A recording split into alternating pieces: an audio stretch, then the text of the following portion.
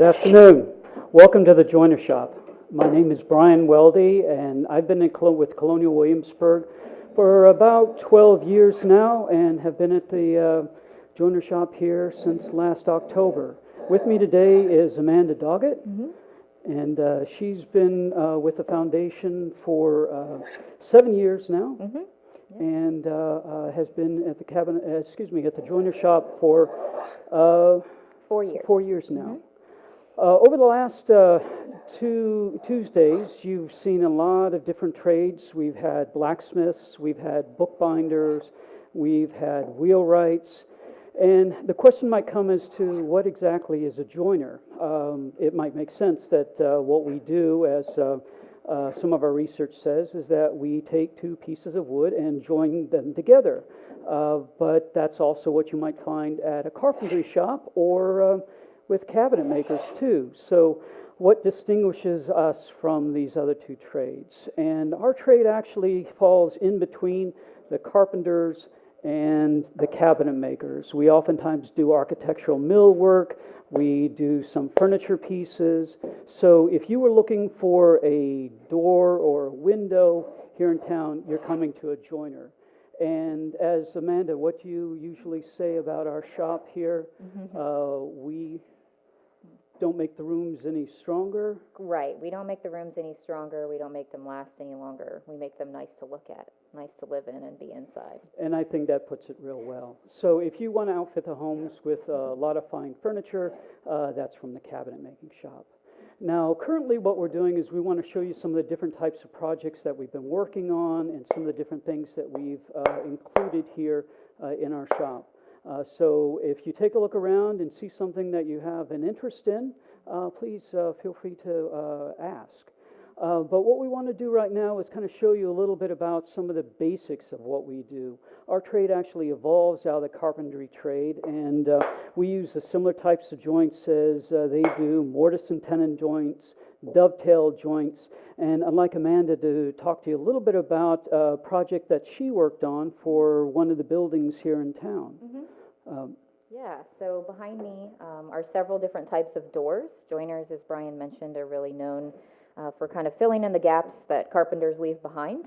They do all the heavy work and we do all the finished work. So we have a few different doors behind me, and myself and my fellow apprentice, Mr. Hudson, we've been working on a pair of doors for an outbuilding behind the brickyard, their tool shed actually. So this door right here is the old one. This is the door, one of the doors that we have replaced. It's only about 40 years old, even though it looks about 400, and it's seen better days. So Peter and I have built a matching set of doors. One of them is right here. So hopefully this one lasts a bit longer than 40 years. We've covered it with tar paint. Paint in the 18th century is a mixture of boiled linseed oil, pigment, mostly things from the earth, dirt, clays, rust, and a drying agent, which would have been lead. We don't use lead anymore. In this paint, there's the addition of pine tar, which will make it virtually water resistant. One of the neater things about doors made in the 18th century and prior to that is the forms of connections we're using to hold them together. This is our most common joint, called the mortise and tenon. Really, really old words for mouth and tongue. Fit together and often held in place with a peg. You can see where those mortise and tenon joints are throughout these doors. Even on this beautiful interior door behind this not so beautiful door that my fellow apprentice, Mr. Crow, built a copy of a door from poplar forest. The doors that Peter and I built have a dozen mortise and tenon joints that hold them together. A typical window sash like the one hanging above the windows has 26 mortise and tenon joints. So it's not that we don't use nails and screws, it's that we rely on this joint more frequently.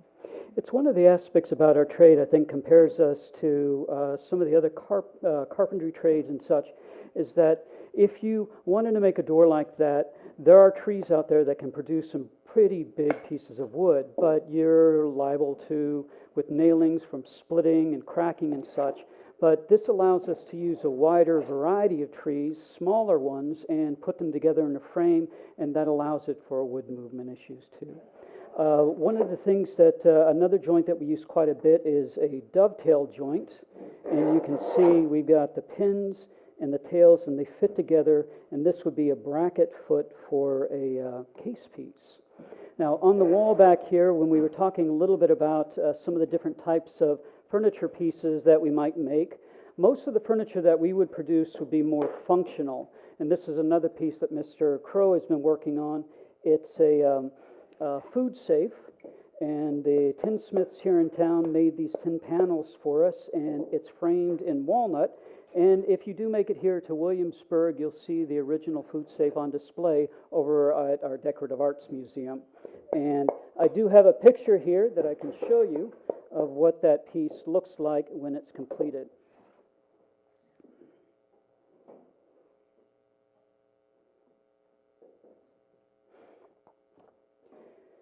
So with our trade, we kind of evolve slowly over time, but I think one of the big things that we find that's a difference between carpenters or joiners, where we really firmly establish ourselves as interior decorative trim work, is in the early part of the 17th century, around 1630s. And this was back in England. There was a lot of arbitration going on as to defining what would be the different things that a carpenter would do and a joiner. I haven't talked about cabinet making yet, is because, well, cabinet making usually comes a little bit later on, roughly about 1650s or 1670s and all.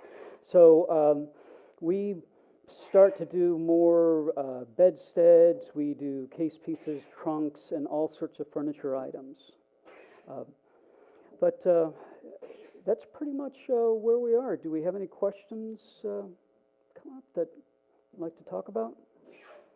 Amanda mentioned a door for poplar forest, and certainly knows so many of the well-known famous homes from Colonial Virginia are out in the country. Can you tell us about some of those? Like, for example, poplar forest, Monticello, Mount Vernon. What was the workforce like? Who was doing this work?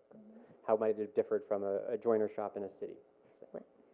So I think a lot of people are surprised to see me in the shop because of being a woman. But we always like to point out that these shops are a lot more diverse than we might think. Women are involved. We make up at least 30% of the workforce, of the building trades workforce in the 18th century, at least 30%. We don't have a solid figure, but that number is also comparable to what's going on in England. About 35% of the workforce is female over there. In Virginia and throughout the colonies, we have children working in these trades. We have convict servants working in joinery, lots of them here in Williamsburg. We also have enslaved individuals that are working in these trades. We mentioned poplar forest in Monticello in particular, and the enslaved joiner there, John Hemings, we know a great deal about. John Hemings is the brother of Sally Hemings, a name that probably rings a bell. He was the joiner there, sometimes called carpenter, sometimes called cabinet maker. He did a lot of the work at poplar forest as well. He was born at Monticello in 1776. He's a member of the famous Hemings family, of which 5 generations of enslaved individuals lived and worked on the mountaintop. He also trained 2 of his nephews, Madison and Eston, in the trade. Those are 2 of Sally and Thomas Jefferson's children, so his 2 nephews were doing the work as well. We know some names of enslaved individuals that are working in Williamsburg, but it doesn't mention outright that they are particularly carpenters or joiners. A good example is Matthew Toole, just down the street by the Coke office. He runs an advertisement returning to enslaved apprentices, he uses that term, to a man in York County, Mr. Diggs. Mr. Toole was a carpenter joiner, so we can assume that that's the work that they were doing, but unfortunately a lot of that information gets lost to time or is never recorded. In terms of women in the trade, we know of 2 female carvers out of Norfolk, not that far away, but a lot of that work was undocumented as well, women performing kind of more informal apprenticeships, but formal apprenticeships as well. So the workforce is far more diverse than just free white men, to answer that question. It is one of the challenges that we have when we do a lot of this research, is to try to figure out, since we don't have the structure of the guild systems over here in the Americas, how do we define the individual? Do we say that he's a joiner because that's how he was trained, or is he called a joiner because that's the kind of work that he's doing? And we do see a lot of times where there's advertisements in the Virginia Gazette and such that an individual can be called a cabinet maker, and then the next time he's called a joiner. Peter Scott, for example, who's actually in this area in our part of town, was referred at one point as a joiner. But is that more to do with the kind of work that he was doing? But we also have some great examples of the furniture that I was making over at our Decorative Arts Museum. So, sort of following up on what you've been talking about, Paul had a question. Was wondering if joiners would also do turning. He mentions that he's from England as a joiner, and he wouldn't do turning. A turner would do turning. So that's one of the aspects of it too. Is that there does seem to be some distinct differences into what kind of work that they were doing. One of my favorite source books out there is the Oak Furniture, the British Tradition by Victor Chenery, and he talks a lot about the legalities between the different trades. And so we are talking about two different guilds, and so a joiner would not be doing any turning, and a turner would not be using any mortise and tenon joints. In fact, I was reading in the same book that carpenters in 1632 weren't allowed to use glue. And that might be something that distinguishes us from the carpentry trade. Now, realizing that if you're making a building and such, you don't want to glue anything exposed to the elements because it's a water-based glue and would start to dissolve. So, but for us working inside here, mostly we're using pegs, glue, and things of that sort. But turning-wise, we do find a lot of inventories in town that show a parcel of joiner tools for 30 pounds and also lathe tools. So we had to kind of adapt to our market.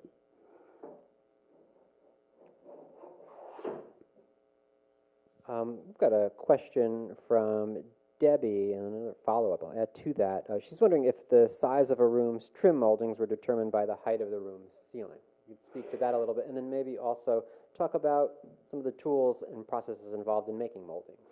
That'd be great. We do have some samples here that I can show you, and generally speaking, with any of the work that we're doing on the higher end of things, we want to make sure that the room is proportional. So the windows are of a certain size, and they all line up into an aesthetically pleasing approach. I do have some moldings here that we can show you, and the distinction being is that a molding of this size right here would look a little out of place for something that's at about 6-7 feet tall. But when you get into ceilings that might be 17 or 18 feet tall, you could have this, or you could have a portion of this. We've done moldings that have 6-7 pieces all kind of put together to create one of these molding profiles, all in proportions to the room. Now, when you go and do a molding like this, you would end up having a large plane of this sort right here, and this is a specialized item.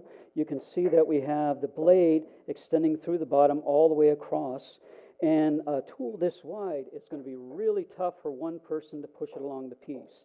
So we have the two little pegs right here that you wrap a rope to, and you have 2 or 3 people working on this, 2 pulling this along, and one person pushing it down on the wood, holding it in place while the blade takes the cuts.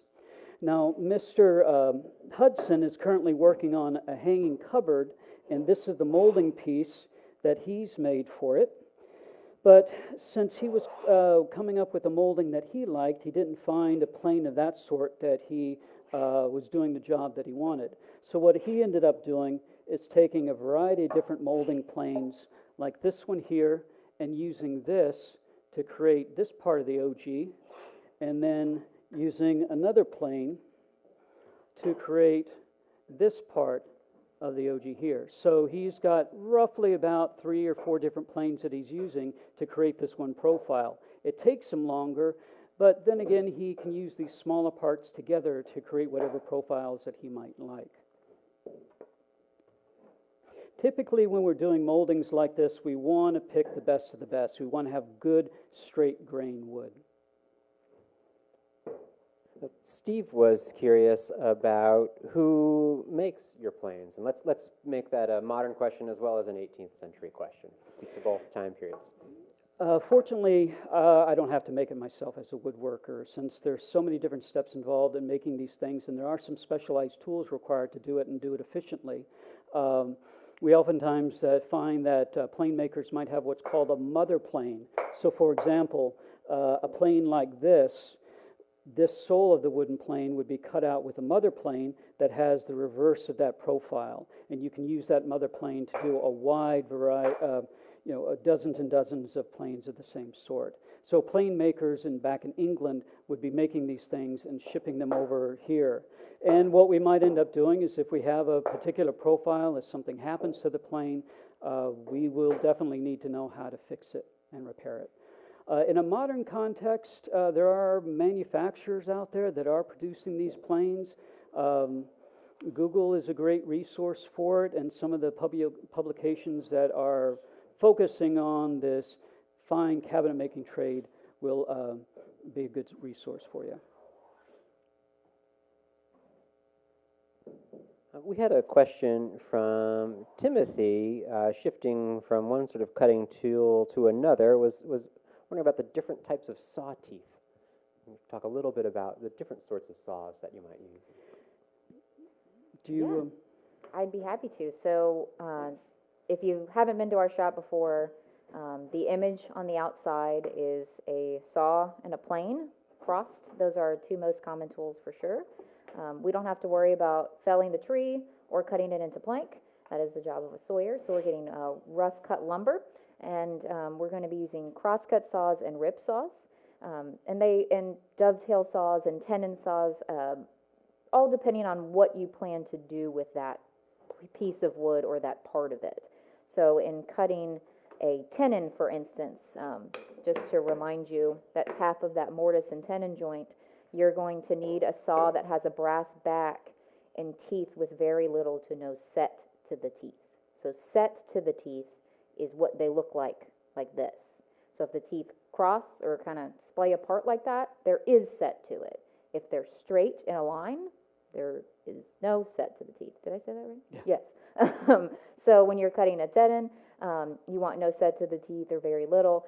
When you're cutting dovetails, that really fine joint that Brian had showed you, teeny tiny teeth, 20 teeth to the inch, and we're working with saws that have 5 or 8 teeth to the inch as well. Mm-hmm. And that's a really good distinction too, of the set to the teeth, the number of teeth can all kind of indicate as to what work are you doing. You can imagine that if you had a saw like this, you probably don't want to do something really, really massive like an 8x8 beam and cutting out one of those tenons like you might find with carpentry trade.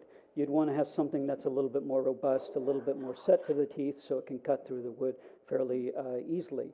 But if you're doing dovetail joints, you want to have something that can really track along the line. Mm-hmm. And so less set to the teeth. We have a question from Kimberly. Was curious about, she asks, how did they transport all the wood they cut? So maybe from that, how much work was done in a joiner's shop versus how much was done on location at a house? Have you encountered any records of doing a major interior in a shop and then moving all this stuff farther away into the house? Mm-hmm. Do you want to talk a little bit about what was going on with the plantation environment and with an urban environment like Williamsburg? We're fortunate that we have 2 rivers on either side of us. That's really easy to, or it's more efficient to transport this large material by waterways as opposed to going over land. And it is one of the things that we look through in probate inventories to try to find out how were they selling the stock. And oftentimes in these inventories I find things like 900 feet, and it doesn't give any indication of thicknesses. But we have terms like timber, which is wood in log form. We have board, we have plank, and these all indicate materials of 1 inch or 2 inch thick. So we're using more of a generalized term for that. But as a joiner, we would want to buy this stuff already in a sawn board form. Do you find a lot of that goes with more rural environments? Yeah, I would say it's fairly similar. plantations can be really self-contained as well. To bring it back to Monticello, because I think it's such a great example, that was very self-contained. In fact, John Hemings, who I mentioned earlier, one of his first jobs in his early days before his apprenticeship is felling trees. They're felling trees not just for the woodwork happening at Monticello, but even for charcoal, for fences around, and I think that's fairly common in Virginia. A lot of that work and a lot of that timber is self-contained, or at least nearby. Generally speaking, we need to have stock that's dried or seasoned all the way through. One of the axioms that we find from the period is a year for every inch of thickness. So we want to make sure that all the stock that's going in that board or in that piece of furniture is dried relatively to the same content. Now, there are some instances where we do want to change things up a little bit. And Amanda, if you could talk about this chair that you have right here, it actually goes into some of the unique properties in building a chair like this that's different from how a cabinet maker might put it together. Yes, so this chair right here is my current project, nearly done. It's destined to be at the foundry and used by Mr. Chappell over there.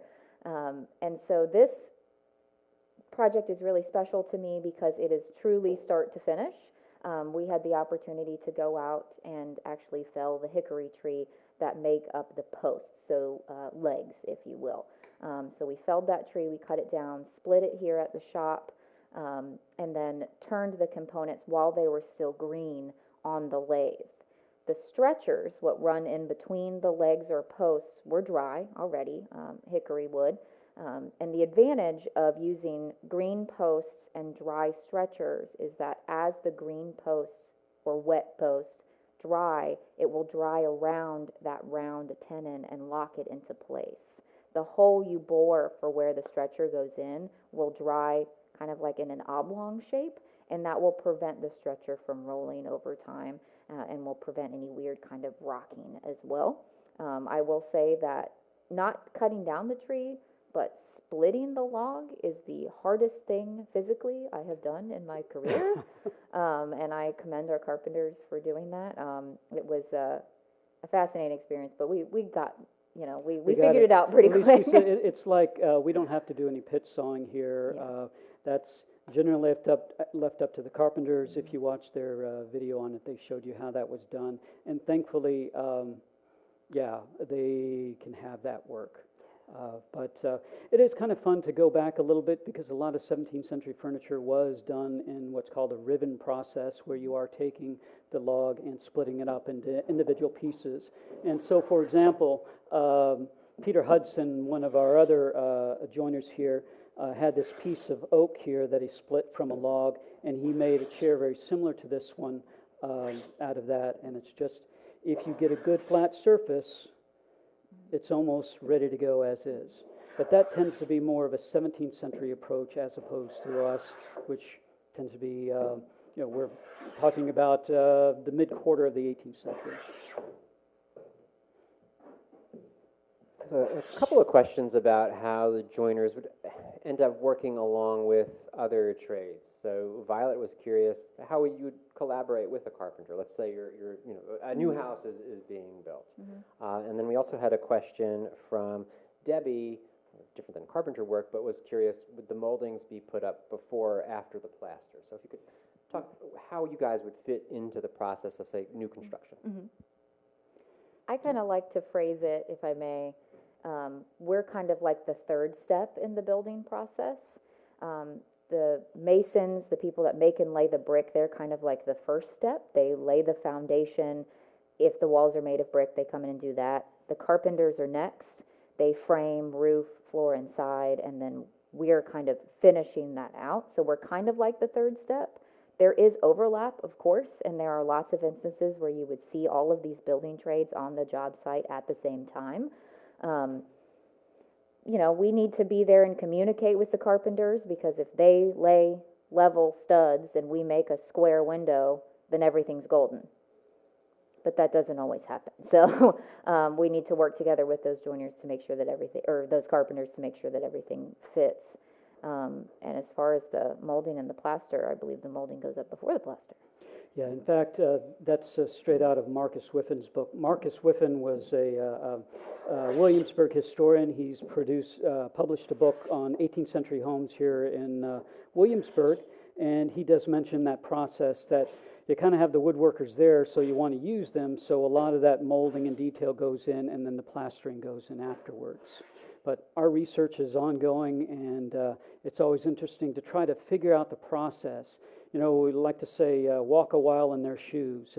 And for me, one of the fascinating things about this work is that problem solving, to try to understand that 18th century woodworker and see what he was thinking of. Sometimes it's a matter of, I've got to make this as fast as possible. I'm not getting a lot of money from the customer, so I just need to get it out the door so I can feed my family. But with some of the pieces that we have, just like this one that I was showing you with the tin panels, it's a food safe. It's to keep flies and rodents and people all, out of the food. But it has nice decorative patterns and just a lot of nice detail work to it. So even for a functional piece of furniture, we do like to surround ourselves with nice things. Speaking of nice things, a couple of questions about the chair that Amanda's working on. Paul was curious to know if it was based on a particular original in our collection or another, and then Allison was interested in the paint. Good questions. So this chair is based off of an original in our collection. It's from 1750 to 1790, somewhere in there in the Rappahannock River Valley is the provenance of that piece. You can find it in our online collections if you'd like to look it up. The quickest way to get there is just look for a ladder back chair, and you'll see it. There's lots of them, but hopefully you'll be able to recognize it because this one looks fairly close to what that looks like. The paint part, to answer that second question, was really fun. I love to make paint. It is instant gratification. It is something that, you know, it's rare that something happens immediately in woodworking, but making paint and watching that color expose itself is really neat. I asked the founder who was going to use this chair what color he would like, and he said, quote, "Have fun with it," and so I did. And this is a mixture of Prussian blue, which is a double reduction of cyanide. So if you've ever heard of the color cyan, it was once cyanide blue. Really, really deep blue. Sometimes if you look at, say, Benjamin Moore's paint chips, it might be called Williamsburg blue. It is also a Verona green, which is dirt from Verona, and a bit of white as well. I think I might have added just a touch of burnt umber. The fun part about paint for us is that we don't have to be chemists about it, because I will never have to replicate this paint color ever again, if all goes according to plan. But people that would be professional painters in the 18th century, and people that are doing full runs of furniture and painting your house and wagons, would need to be able to replicate that color with exactitude. I didn't measure anything when I made this paint. I just had fun with it, like I was told to do. Yeah, exactly. But you know, painting is a trade in the 18th century that would require recipes and great understanding of how those colors react to each other. So I really enjoy it. And you mull it. You use a marble slab like the one we have right here, and a flattened rock like this one, and you grind that paint, the pigment, that's a powder, you can see the powder right here, into the liquid carrier, which is linseed oil, until it is smooth. Kind of, you have to listen for when it stops making that kind of nail file sound, and then you can be fairly confident that it has been mulled enough, and then you apply it directly from the slab with a brush that's made from beaver fur or badger hair, and it might be beaver hair and badger fur. One has fur and one has hair, but you get the point. So that's what the paintbrushes are made for, and that's what I use for the chair. One of the great things that we have here at CW is a conservation lab where they can study the different layers of paint. So we go to them quite a bit to try to figure out what the original color was supposed to be. And you can imagine, though, that colors can be fugitive, and they change over time. So in talking about earlier the many different people who would work in a trade like this, we know some of their names. We know a little bit about them from written records, but how can do you find that you can learn about them by studying their work? Or do you have any good examples? Or maybe you can't name an individual, but I know something about the maker of this chair because of the way he or she did this one little thing. Or do you each have an interesting example of something that you've learned directly from an object like that, something that's not captured in the written records? Well, it's just, there are chefs that have favorite ingredients that they put in their dishes. And sometimes when we look at pieces of furniture, we oftentimes find that there's certain techniques that are similar if it's attributed to a certain shop. So is there a certain size chisel? Now, from a practical standpoint, tools are expensive. So you use what tools that you have on hand. So maybe that's the reason why they were using this particular size. But there's been some research done on just things like finials, how many slats there are. Maybe you can talk a little bit about some of that, but how many stretchers there are beneath the piece can all indicate of a consistency of pattern. And that's one of the things that intrigues me about it, is that we look at sometimes as these pieces as works of art, but sometimes what was the impulse of the individual in the 18th century? Were they considering it as a fine piece of construction? Did they take pride in the aesthetic nature of it? Or was it just, this is the way that I knew how to do it, this is the way the master of the shop did it, and this is the way I'm going to do it? But sometimes with, I think with sizes of dovetails too, we can sometimes see that there might be certain motifs that individual cabinet makers might like, or joiners, I should say.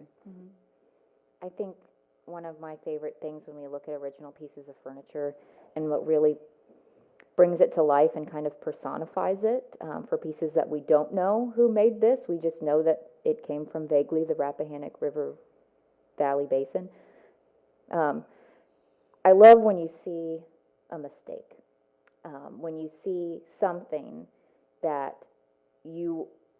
I would also do. When we were looking at the chair, there was a rogue chisel mark from where the person that was turning one of the posts, his chisel caught when he was turning it, and you could totally see that. And that always makes me feel a little bit better, and it also kind of personifies it just a little bit. Also, when we were copying these chairs, we were able to get x-rays done of the joints, which is always kind of a surreal experience as a historian, is when you get to x-ray a piece of furniture and see what it looks like. And I can't tell you how many times I've chopped a joint or bored a hole and thought, man, that thing is ugly on the inside, but it doesn't matter, no one will ever see it.